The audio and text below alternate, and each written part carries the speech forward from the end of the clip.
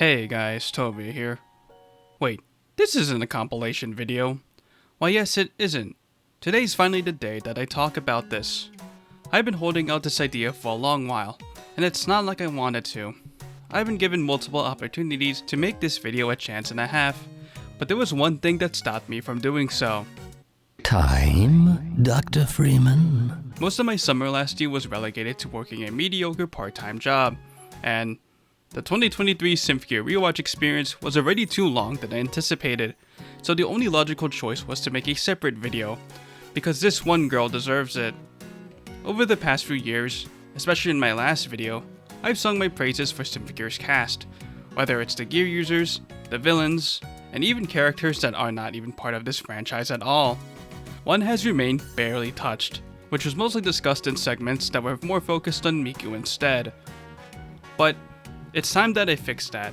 This one character takes most of the screen time of the series, and while she may not be my favorite, she is undoubtedly the best character of Symphogear, which I don't think most would argue against.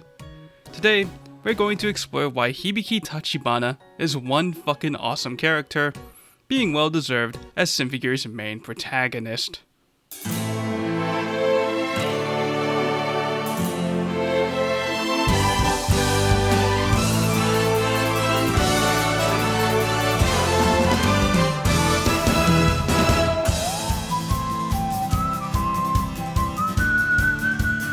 On the surface, there may not be much to Hibiki, a Genki happy-go-lucky gal who has an extreme sense of positivity that juxtaposes Symphogear's cruel world that consists of supernatural disasters that happen seemingly at random, which once the noise spawn in, there's a very low chance of survival if encountered.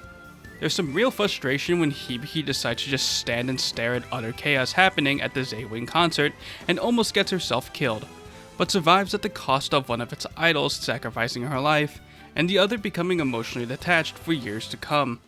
For that girl, a mountain of salt probably spilled into that wound when that same girl somehow gained the same power of her deceased lover, friend. Throughout the first half of Season 1, Hibiki just oozes of skibbity toilet for being so bad at her new job. You basically have to endure this through until she finally gets good because trauma, and gains that character development which gets her to become more likable. However, I've seen Symphogear countless times, so there's something so endearing about Hibiki's humble beginnings, because it establishes who she is and what the world of Symphogear does to make its story. Challenge the optimism of Hibiki, or, if you are that glass half full guy, Hibiki challenging the darkness of Symphogear. She always wants to look at the bright side of things, while everybody else doesn't. Tsubasa fucking hates her guts because of the circumstances and her naive attitude towards her situation, and Hibiki herself has to carry the burden of keeping secrets to her main source of vitamin D. At one point, her positivity snaps, and a wrathful demonic side of her slips that makes her defeat the noise for once. She calls out Tsubasa for her silent treatment on her, but that can't go anywhere because Chris can. Though, despite that, there are those little things that Hibiki says that show her struggle to remain peaceful.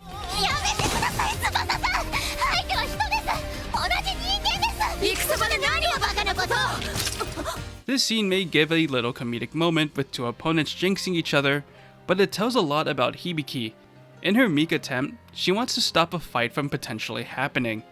Her ideals of wanting to save people goes as far as wanting to de-escalate things between humans, although little does she know that human aggression is most common with other people.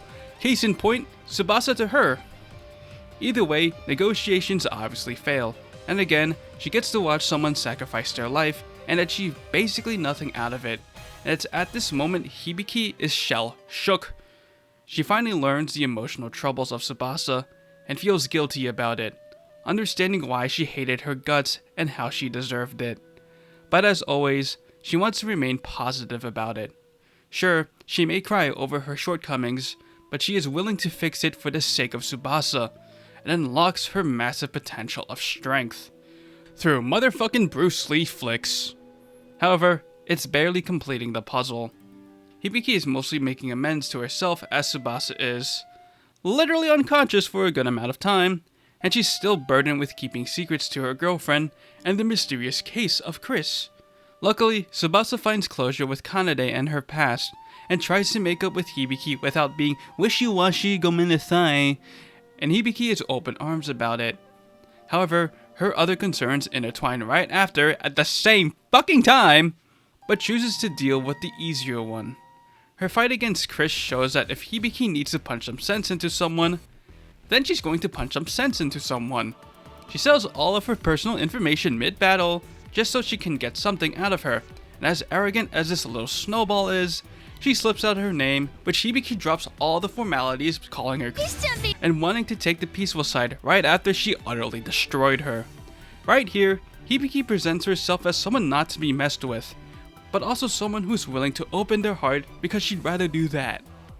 You know what else she liked to do? Literally throw her body to save her opponent from a sudden attack. This girl, no matter what, wants to be on your side. Anyway, that's going to continue for another day. Hibiki now has to confront her girlfriend, and it's awkward as you expect. Unlike her humble beginnings, this is still very rough to watch, and it's by design. Unlike the others, Miku is no stranger to Hibiki, which makes it absolutely tough to resolve this conflict they're going through. Miku does a stupid and takes it to the extreme, which Hibiki expectantly breaks down, and in the next episode, Miku does another stupid, taking it to another extreme, but realizes her wrongs by doing more wrongdoings, in which she hopes that Hibiki can resolve in the way that only she can do. And then they make out. Make up. Jesus, bro, they're children.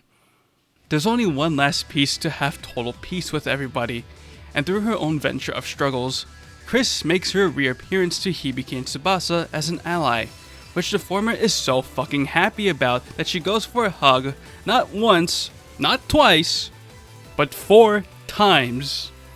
It's a heartfelt moment that finally proves Hibiki can bring sunshine into this world. But it's too much for this world to contain.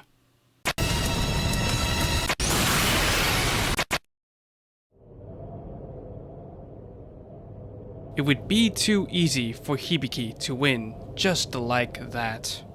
Hibiki didn't want to give joy just so it can be short-lived, and through several dark emotions entering her mind at once, she just goes berserk. She feeds into the madness of this world, not giving concern to who is her enemy, pleasing Fine while hurting Tsubasa. For her, it's finally time that she makes up for the pain she gave Hibiki in the beginning by helping her realize that drowning in rage is not who she is, and finding closure to her own life by realizing that Hibiki was the person she didn't want, but needed in her time of struggle. That's what really makes Hibiki so much more delightful than she already is. Her fight against the cynicism of this world affects those that she encounters. Every single thing she does in the attempt to bring them on her side puts a change of heart to each character. Like I just said, Tsubasa finds closure and moves on from Kanade. Chris remembers her joy of music and love for her parents. Miku believes in Hibiki much more than ever since their own conflict. All of which are subtly hinted at rather than being said out loud how Hibiki was their savior, because it took their effort as well to get themselves out of their shell. So, of course, by the climax of Season 1, where Hibiki herself has lost all hope, everybody she cares about, and that also cares for her, helps her rise from despair through a song that unites all, which is going to create a motherfucking miracle. With the miraculous revival of Chris and Tsubasa, they all stand together to fight Fine, and when Hibiki finds herself struggling between the light and the dark with the Rendell, everybody is there to show her the way. And bada bing bada boom, Fine is defeated. She cannot understand why Hibiki decides to save her from dying. She tries to make herself irredeemable by sacrificing the rest of her life to do what she originally intended, but in classic Hibiki fashion, instead of getting angry at her, she remarks the good that Ryoko has done to the world, being utterly unable to win against Hibiki as she thought she could as her life crumbles away. There's just one last problem that has to be fixed: Axis falling into Earth. However, it's a first for Hibiki deciding she'd do this alone, singing her superb song. But Tsubasa and Chris aren't gonna let her die alone, not after everything she has done for them. Together, they stand against the moon, and the world is saved. At what cost? Basically nothing, and you know why that is? Well, I hope you've been noticing that I've been avoiding this one certain word that ties this all together. Hibiki wants to be on the good side of people, and those people have voluntarily given good back to her. Out of everything she wants from Tsubasa, Chris, and even Fine, what drives her to do everything besides wanting to save people is to be friends. In Symphogear, it's a hard task to do, but Hibiki finds her way to do it anyway, no matter how high the climb. And when she does, she's on top of the fucking world. Oh, and she's going to do it for 4 more seasons. Throughout Symphogear, the cast gets bigger, and the focus starts to get shared by more characters, but Hibiki's still gonna make some friends no matter what, and each season, she's gonna find herself in a different dilemma on how she's gonna do it.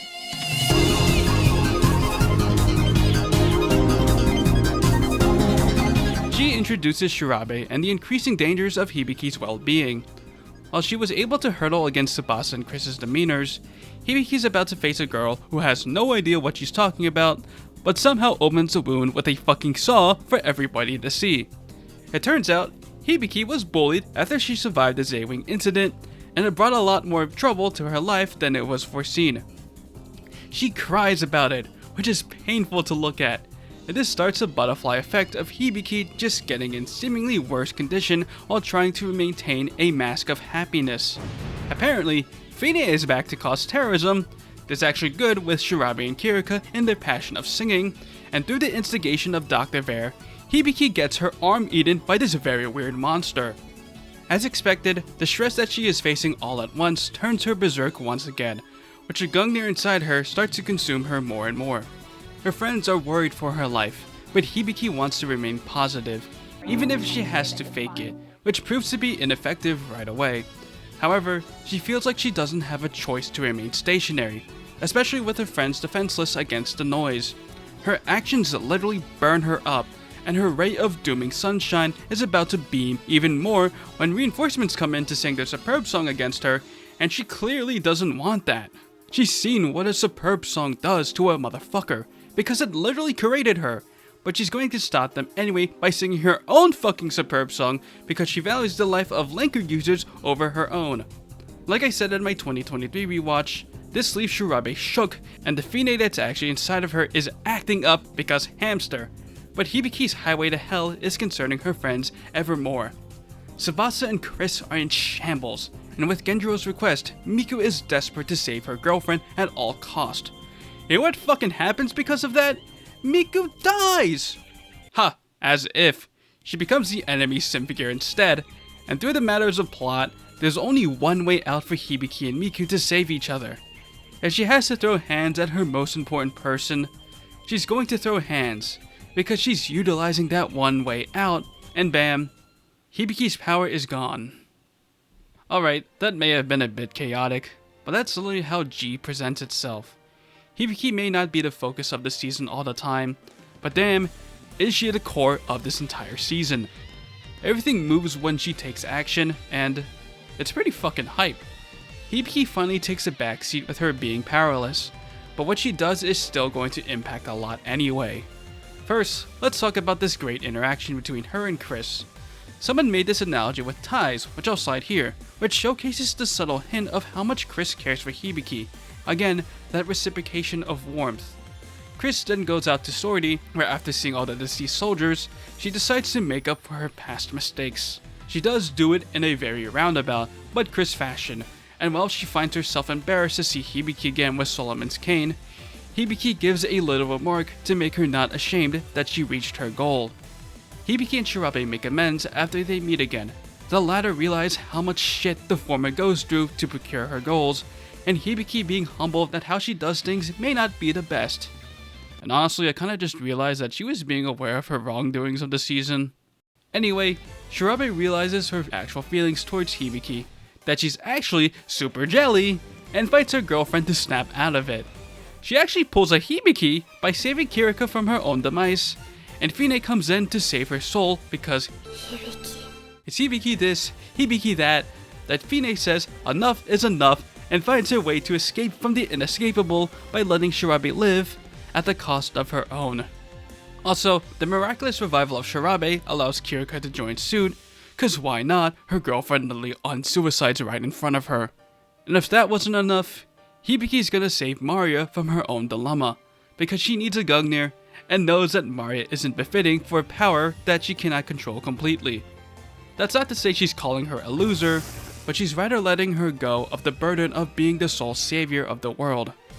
Because of her actions, Maria lets out her sorrow to the entire world. And oh my god, what is that? A miracle? Again? You gotta think about it. Maria has dug herself into this never-ending hole of suffering, but just by interacting with a considerate gal, she finally does the very thing she wanted, in a non-destructive way. Enlightening their hearts, Hibiki now has twice the amount of friends, but she's going to output double the amount of power. As Nephilim consumes all, Hibiki joins hands, and with that magical power known as friendship, Nephilim is destroyed, and the Noise are gone for good, also assisted by her girlfriend because her determination is something else. All ends well. The FAS trio are grateful for what Hibiki has given to them, even as they walk to their imprisonment, and the season ends with the hamster being so happy with what Symphogear has given to her friends, and the world. But it would be too easy for Hibiki to win just like that.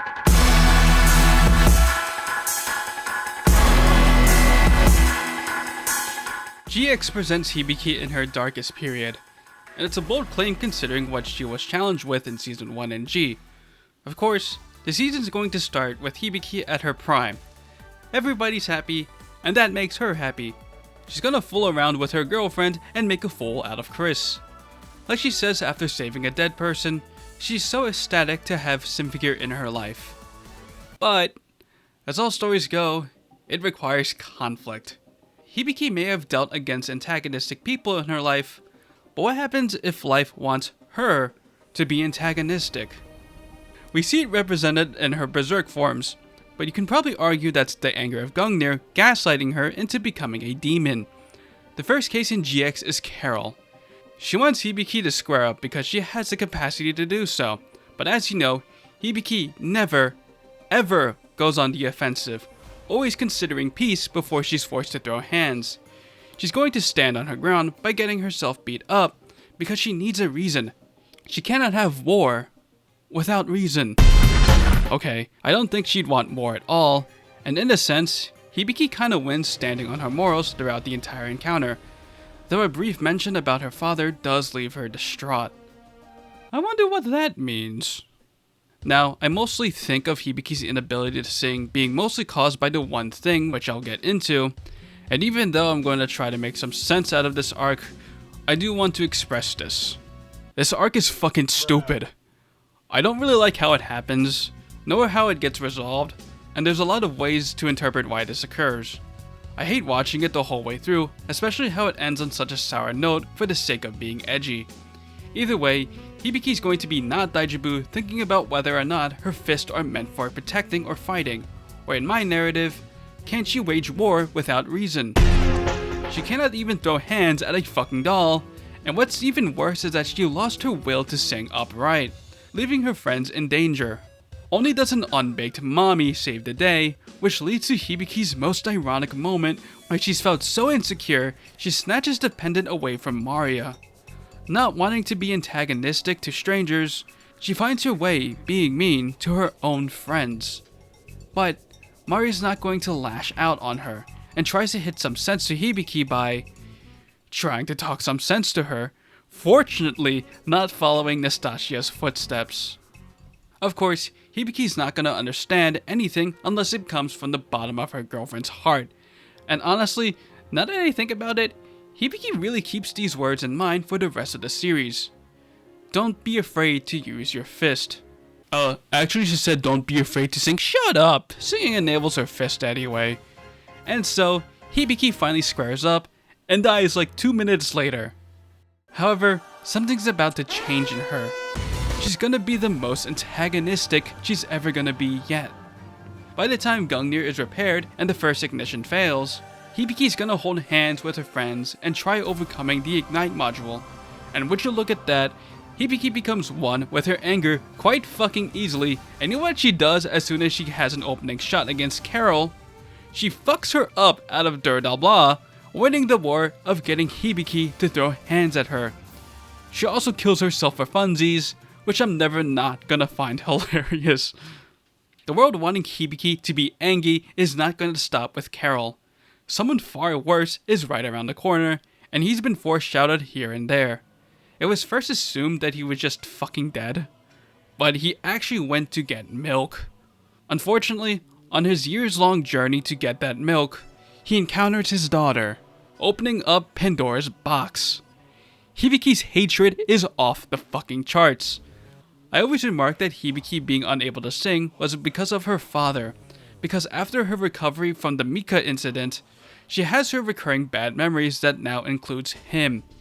Had he been in the picture in the first half of GX, she probably would have succumbed to Berserk and outright killed Carol herself. Maybe. Hibiki cannot function at the slightest. She fights so obnoxiously, it causes Kirika and Shirabe to get into an argument. It makes Miku cry because of blame game, but then she gets mad when she doesn't want to put the effort while her dad is just desperate for reaching out to her. But it's really hard not to sympathize with Hibiki when her dad is just fucking terrible. Not in the extremist, terroristic way like villains, but someone that exists in real life. Being a coward and running away from it all, and not wanting to put effort into doing things. It takes so much from Hibiki to try to act nice to him, but it is a struggle. Whether it's a blessing or a curse, divine intervention happens a la Carol, and now they're in a very dangerous situation. Bro, are you for real? However, there's one thing that Top Dad has up his sleeve. Okay, there's actually two, but it's those magic words. This redemption isn't the greatest, but reminds Hibiki of something she's kinda forgotten. To look at the good that someone has rather than the bad, or in this case, the good that her father has brought her. Those words are literally the most Hibiki thing that can be said. Ah shit, it might be fucking bad, but there will be light at the end of it. I know there will. And as I'll say over and over again, Top Dad really is a mirror of Hibiki. They like to put heavy mask on when things clearly aren't alright, but Hibiki chose to face the world while her father ran away from it. And he wants to learn from her too, but she starts off by doing a very cool thing that actually excites me, and Hibiki's back into wanting to make a friend out of literally anybody, because that's what she wants most. With more power than ever, Hibiki's gonna punch some sense to a little girl who exhausts her own to exert her power. Carol throws everything she can to be an unforgivable little bitch, but considering we got Elfline here talking about how her father wanted her to forgive the world, Hibiki and her gallant friends are going to do everything they can to stop Carol from being an unforgivable little bitch, and forgive herself. Sure, they're going to need to go ultra angry mode, and when that doesn't work out, they just steal Carol's power for ba-ba-ba-ba-bum X Drive, and when that still doesn't work, Hibiki will combine everybody's gears to make this one big fist, not to beat her in a pulp, but to release her from her guilt. She explodes and falls to her doom, but as always, no matter what, Hibiki's gonna reach out her hands toward her, even going to ignite it extra for just a few seconds. But of course, Carol will be the one to save herself by saving herself. Surely she won't return, right? So, what does GX expand on Hibiki? It shows that even she has limits to her bubbliness, and honestly, it's kinda just the beginning of a Hibiki that won't pull her punches if she wants to. And we'll see that in action soon enough.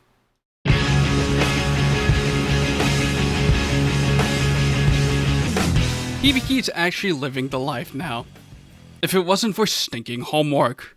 Oh, there's some objectively bad guys doing objectively bad things? Sign me the fuck up! Throughout Song's operation out of Valverde, as you expect by now, Hibiki is blood-free against a multitude of soldiers backed by Alkanoids. Trying to shell me? How about no? Fuck your tank. Go ahead and run away, I won't hurt you. Big boy airship? Well, that's no more. I'm about to gig a drill break. I'm way out of here. Have fun in prison. Like the previous seasons, Hibiki's gonna be at odds with two people, Saint Germain and Adam Weishaupt. Saint Germain, leader of a very shady organization that literally call themselves the Illuminati, has two companions she turned into women, all of which have killed a few people in order to obtain this cool thing called divine power, in which they want to use it for good? That good meaning to seize the lunar ruins, which sounds awfully familiar. But unlike Carol, Saint Germain, having this selfless goal, reaches the heart of Hibiki, asking her, after she was completely obliterated by her, to work together? It's only episode 4 of Axis, and those very words taint Saint Germain, as she offers a warning to the Gears to escape from Adam's fat man. The next time they encounter, Hibiki pretty much strikes a home run on Saint Germain's principles. She says that to save humanity from its chains takes a thorny path to get there, as those chains are people themselves. So Hibiki counters her with empathy, which she thinks about the thorny past and largely implies that she had rage against her bullies. Like Shirabe, this leaves Saint Germain shook that she has to leave the battlefield.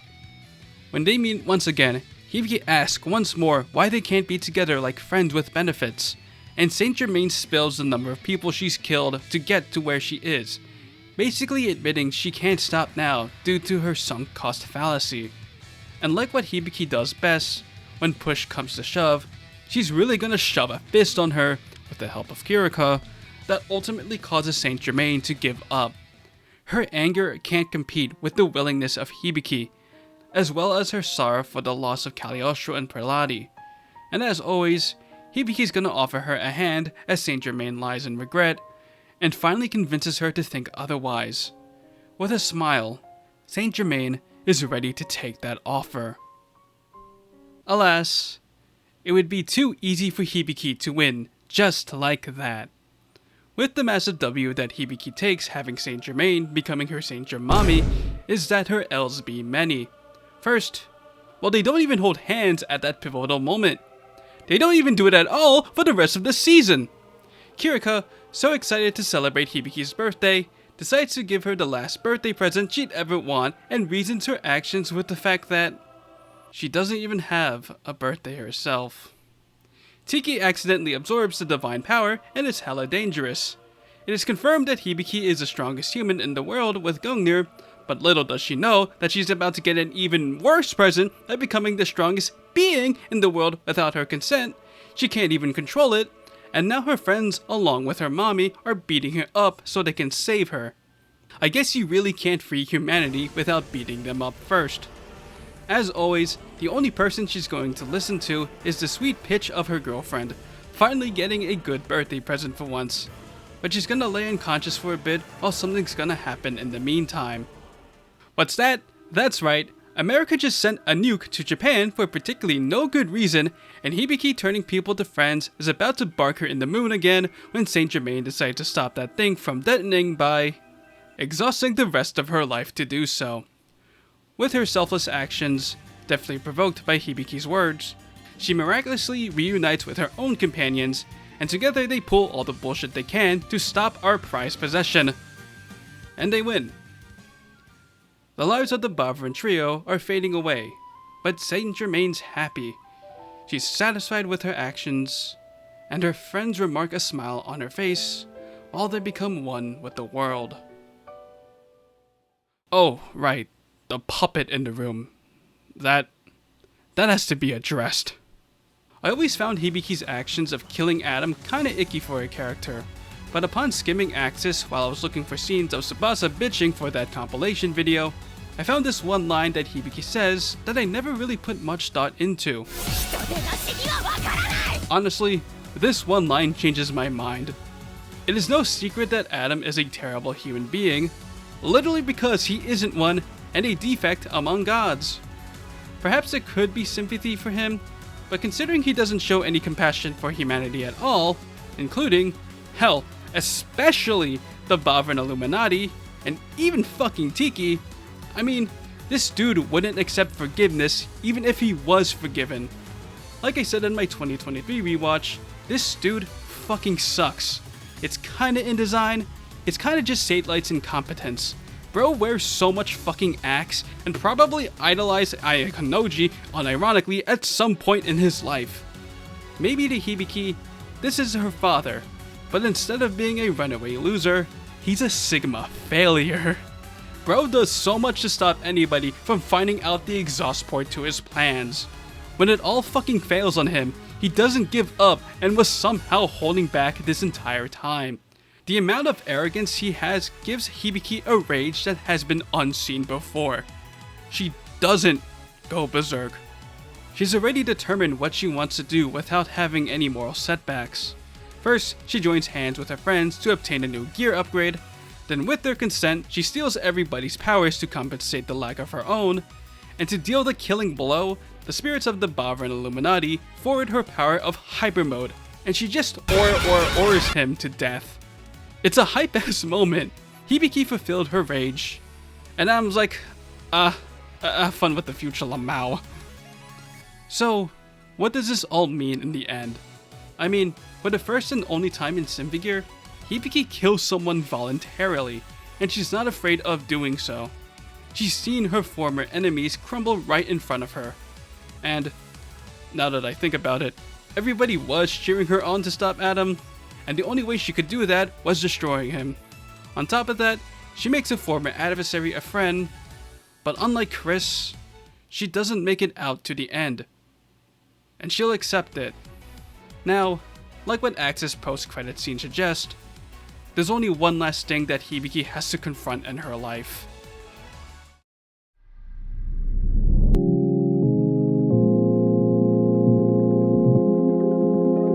Have I ever mentioned how gay Hibiki is? Well, of course I haven't. She wears it on her fucking sleeve. There's no doubt that Hibiki, being the very friendly hamster she is very touchy with her friends, specifically them hands. Common victim, subject is Chris, but she does it a few times with others.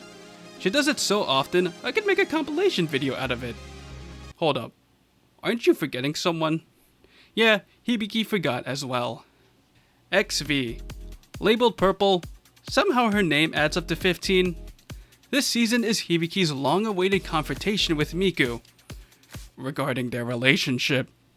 Hibiki has made a lot of friends since her Symphogear upbringing, but what about her one friend that's always been something more, but can't put her words to what that is? Well, it is cuffing season, so it's about time that they find out. Episode 1 allocates a good chunk of time for Hibiki and Miku doing things that an ordinary pair of friends probably don't do. They're as happy as ever being around each other, but Miku raises a question that foreshadows their future. As always, Symphogear is very indirect when it comes to the status of their same-sex relationships, probably due to compet reasons. So instead of Miku asking what exactly are they, she asked the hypothetical of what Hibiki will do if she voluntarily became her antagonist. Which is still worth looking at, considering that is what they explore anyway. Instead of Hibiki making an enemy to a friend, what happens if a friend becomes her enemy? It's already kinda answered in G, but Miku becoming evil was literally the one thing Hibiki could ask for considering what Senchujin was capable of.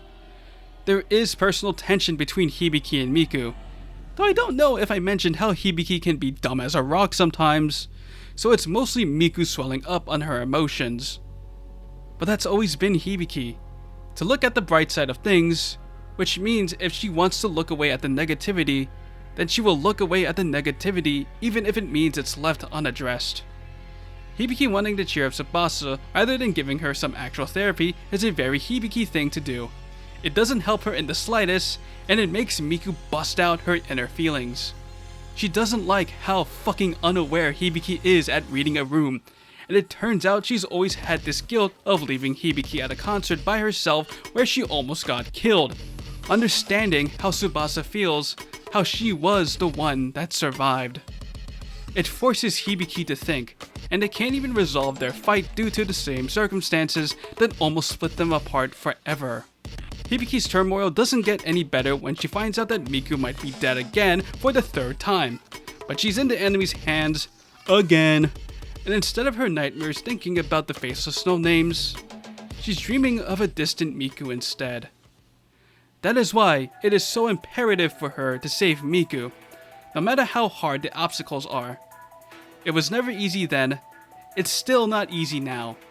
Hibiki finally takes a grasp of how important Miku is to her, even more than ever, and with her determination to fist and her friends helping her guide the way towards her friend like no other, destroys the divine prison encapsulating her, and reaches out. Of course though, it would be too easy for Hibiki to win just like that. At this point, Hibiki had known she had fucked up. I don't know why she just doesn't go for Miku's hand and make her bitch instantly, but Hibiki knew she was too late. She was too late to recognize Miku's feelings, and the fear that she would become her enemy because of it became true. Miku becomes one with Shemha, then Miku becomes paralyzed from Fudo, and then what the fuck? Tsubasa's acting weird now too? To top it all off, she's placed on house arrest, being none other with her goddamn father. However, things have changed. Her blood doesn't boil as it used to being around her top dad, but bro is still many ways to get his act together. He still lives alone, he's still wearing a tracksuit, and doesn't really know what to say after Hibiki tells him a very convoluted conflict. But Hibiki's gonna make a funny season 1 callback, which Top Dad somehow cooks with the phrase. As he says, according to Yamete Tomete's subs, 呪いも祝福も漢字で書くとよく似てるだろ? Hibiki's gonna find that silly at first. But oh damn, is she gonna take those words to heart. Shit starts to go well for the Gears at the expense of Tsubasa's suffering, and Shemha's not really gonna interact much with the Gears for the next 3 episodes, as they're mostly confronting Noble Red instead. It's kinda done to death at this point how Hibiki wants to befriend a really bad woman. And of course, even when she fists the shit out of Vanessa even though she was already badly damaged, she's going to thank the good for what Noble Red has done. Yes, it's mostly just them bringing them back to Earth, but she's going to use those words she got from her father, that while Noble Red see themselves as curses, Hibiki's gonna see them as a blessing, because they quite literally are. Upon their sacrifice, and with the world grasping for hope, the Gears are bestowed a miracle once again, reaching to Miku once more. It's finally time that Hibiki confronts Miku once and for all. Together with her friends, oh hi Carol, welcome. The Gears go all out on their Nakama power, fighting against the storm that is Shemha. But according to her words, it's gonna take a bit more to save Miku. Well, what the fuck does that mean? Fist 1, reason...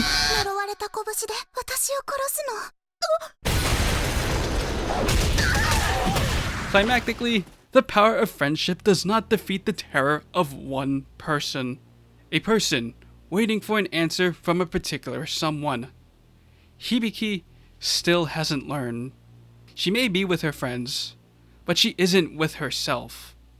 It's going to take Carol, a former villain who she guided towards the light, to now show Hibiki the right path herself. It's not a matter of what anybody wants. It's a matter of what Hibiki wants.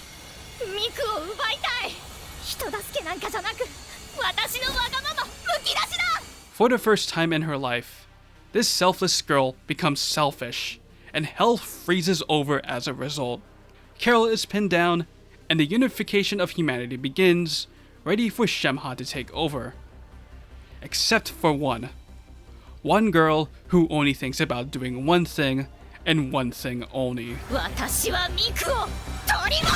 With Hibiki's love, anger, and all of her sorrow, using the words of her father once again, and not giving an absolute shit of this and that, her power as a god slayer allows Hibiki to zero in to Shemha as she says,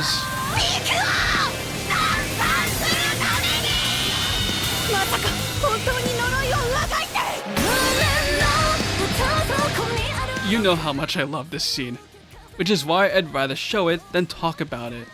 A beautiful and passionate talk down as Hibiki realizes what she's feeling, especially for Miku. Love. A love for Miku that burns Shemha apart. The light god could not know. That's what it all counts to with Hibiki's journey as a Symphogear wielder. The idea of how one loves in a world that defaults in hatred and separation. Happiness, forgiveness, sorrow, and a feeling beyond joy. That's all just love. Dr. Vare figured it out a long time ago. Hibiki finally realizes it now. It's what causes her to do everything. To take the obstacle of joining hands with those that resist, and the struggle of getting herself hurt in the process. To spread that feeling of love, whether it's through verbal, emotional, or physical connection. But the world is still prone to utter chaos. But it's also no surprise that the ones to save the day are none other than Hibiki and the people she loves most. Her friends. Together, harmonizing in 7 scales, the core of chaos is given a light it never thought would come. With it bring the spirits of those that were lost, but were given a light, given that feeling of love by the Symphogear. Kanade, Fine, Carol, the Bavan Illuminati, Noble Red, they're all here because of it. This damn ball finds itself at peace, and in one last struggle for the gears to escape their doom, it is Shemha who captures them, and through Hibiki and Miku's determination that there is love because there is chaos, Shemha herself lets go of her hate and saves them from death. Think about it. Shemha, the biggest villain of all, is the one that saves the gears at the end of the day. At the end of it all, Hibiki and Miku stroll alone in the snow, and they're ready to give each other the answer they've been waiting for a long time. What we've been waiting for all this time. Alas, it would be too easy if the audience could win just like that. Well, shit. This ended up much longer than I anticipated, and I have no clue how I'm so capable of yapping this much.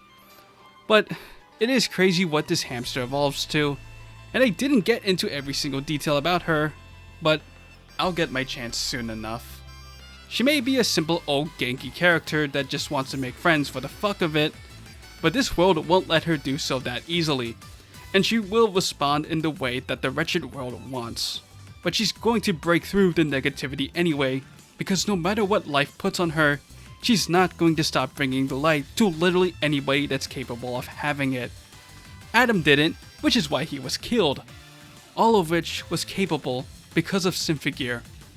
A curse that killed Kanade and chained Hibiki as a chaos defending soldier, but turned it into a cure that the world needed. Symphogear gave everything to Hibiki.